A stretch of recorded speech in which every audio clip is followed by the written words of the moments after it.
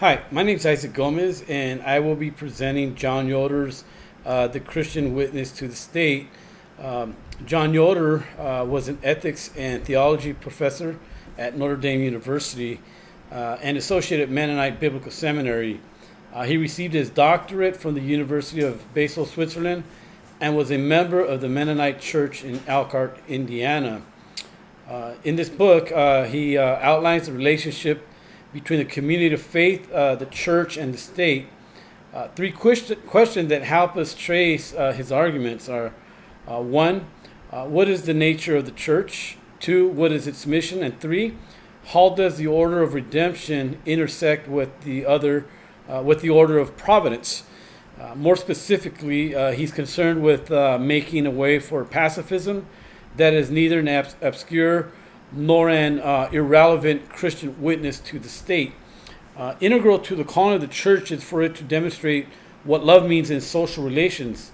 We hear Yoder making his own case as an attempt to justify war for the individual Christian citizen, after it has been judged incompatible with the ministry of the church, is a refusal to be honest with the absolute priority of church over state and the plan of God.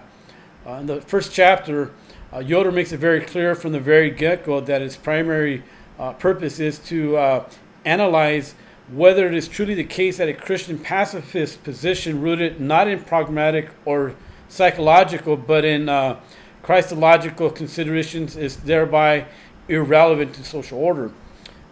He also talks about it's a complaint about the prophetic irrelevancy to which Christian pacifism has been relegated to. Now, the aforementioned must be the point of departure in the studies, as he points out. In Chapter 2, the ground for the witness to the state, Yoder makes these claims. That there are no two separate realms, spiritual and worldly. B, he makes the distinction to Jesus' reign over God's kingdom, wherein the state has an obligation to serve him. C, he argues that this dual role of the state is needed in the present eon, which is characterized in what he characterized by sin and centered on man.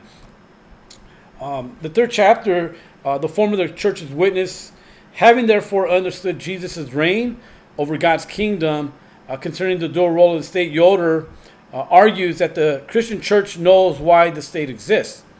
He also alludes that it understands this point better than the state itself.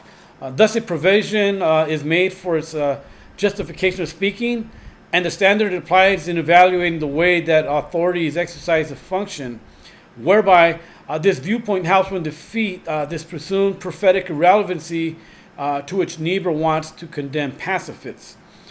General considerations of Chapter 4 of Ethical Theory discusses the attitudes and methods involved in its approach of the types of counsel of criticism, which Christians may address to the state, wherein Yoder conveys the most significant axiom of this approach will be the state's clear acknowledgement that its ethics is for Christians, discusses how the state can best fulfill its responsibilities in a fallen society, and how these Christian witness will always express itself in terms of specific criticisms and specific suggestions for improvements to remedy the identified abuse. He tries to harmonize the state's claim and the church's convictions, wherein he tries to find a middle ground between Christian's view, which offer no general directions to the Christian for his decisions with regard to social and political institutions, and how the view which tried to identify the mind of Christ with specific programs.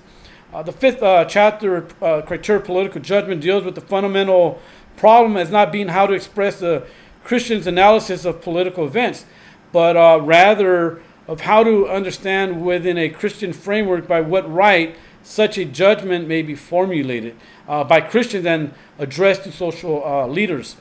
Herein he touches on a few points. The state exists for the sake of the work of the church and not vice versa. The danger is seldom that the church or the state, authorities will fail to do their job of policing. The universal temptation is rather to overdo this function. Christian social critique will always speak in terms of available, conceivable alternatives. It will not request from the state the establishment of a perfect society, but will call rather from the elimination of specific visible abuses.